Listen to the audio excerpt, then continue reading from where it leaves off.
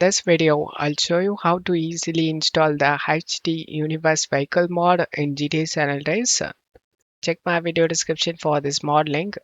Right click and select WinRAR and select Open with WinRAR. Now start here, right click on the game and select Open File Location. Before doing this mod, backup your San Andreas folder. Copy and paste it in same location. Rename it as backup. Once you done this, open the San Andreas folder. Open the additional. Open the number 1 to ASI folder and of these files inside of a game folder.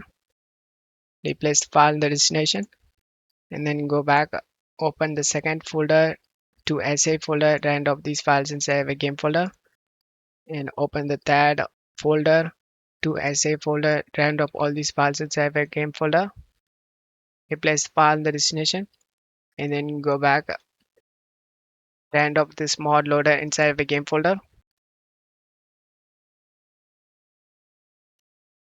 Once you've done this, scroll down and find this 14,000 KB.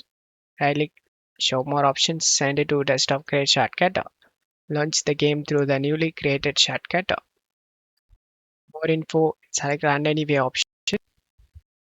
Once you are in game, you can able to see the vehicles are changed.